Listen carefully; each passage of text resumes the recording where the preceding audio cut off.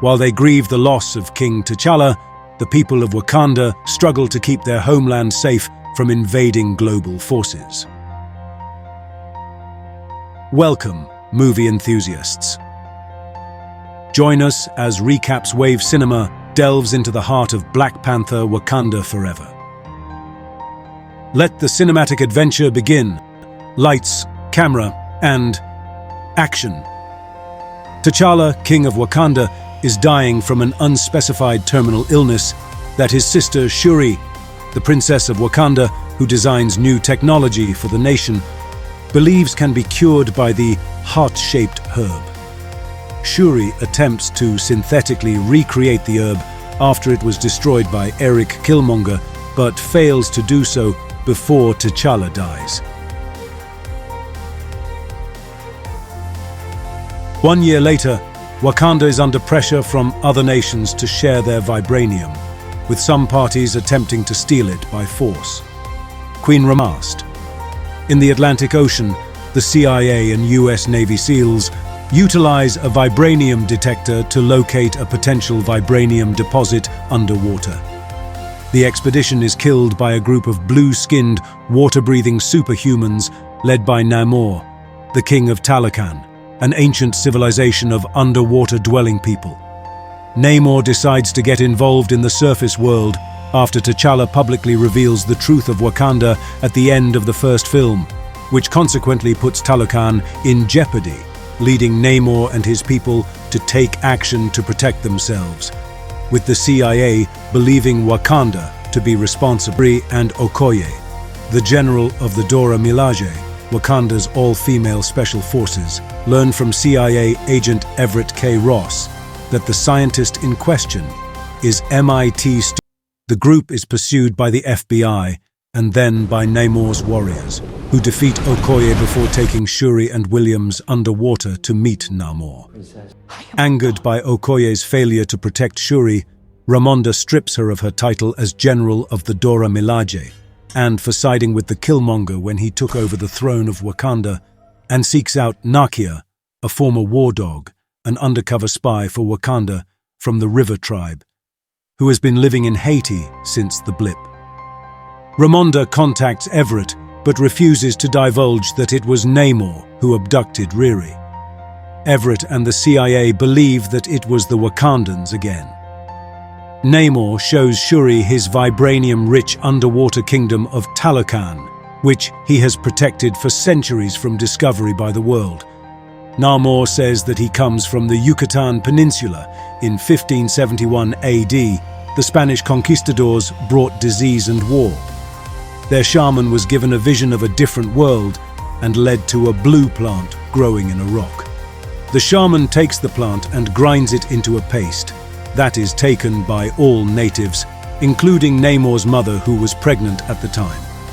The plant took away their ability to breathe air, but gave them the ability to draw oxygen from water. Namor was born in the water, and the plant gave him wings on his ankles and ears that pointed to the clouds. He was a mutant. Namor returned to bury his mother in her homeland and killed the European settlers. The Christian priest calls him a demon, a child without love, or Namor. Nakia tracks down Shuri to the same spot where the shaman entered the water world for the first time. Bitter at the surface world for enslaving the Maya, Namor proposes an alliance with Wakanda against the rest of the world, but threatens to destroy Wakanda if they refuse. Nakia helps Shuri and Williams escape, killing a Talokanil guard in the process, and Namor retaliates with an attack against Wakanda, during which Ramonda drowns while saving Williams. Namor vows to return with his full army in 1 week's time, and the citizens of Wakanda relocate to the Jabari Mountains for their safety. Meanwhile, Ross is arrested by his ex-wife, CIA Director Valentina Allegra de Fontaine, for secretly exchanging classified intelligence with the Wakandans. Together, Riri and Shuri figure out that Namor derives his strength from the water. Drying him out could weaken him. She ingests it, gaining superhuman abilities, but going into cardiac arrest in the process, and meeting Killmonger in the ancestral plane, who urges her to seek revenge. Shuri, M'Baku's, a formidable warrior and the chief of Wakanda's mountain tribe, the Jabari, pleas for peace. Preparing, Williams develops a powered exoskeleton akin to that of Iron Man. Using a seafaring vessel, the Wakandans lure Namor and his warriors to the surface with another vibranium detector as a battle ensues. Shuri traps Namor in a fighter aircraft, intending to dry him out and weaken him. The pair crash on a desert beach and fight. Shuri gains the upper hand, but has a vision of Ramonda and implores Namor to yield, offering him a peaceful alliance. Namor accepts, and the battle ends. Namor's cousin, Namora, is upset at Namor's surrender, but he assures her that the new alliance will allow them to conquer the surface world one day. Williams returns to MIT, leaving her suit behind, while Okoye rescues Ross from captivity. Shuri plants more heart-shaped herbs to ensure the future of the Black Panther mantle. In Shuri's absence, M'Baku steps forward to challenge for the throne. Shuri visits Nakia in Haiti, where she burns her funeral robe in accordance with Ramonda's wishes, allowing herself to finally grieve for T'Challa. In a mid-credits scene, Shuri learns that Nakia and Tchalla had a son named Toussaint, whom Nakia has been raising in secret. Toussaint reveals his Wakandan name is Tchalla.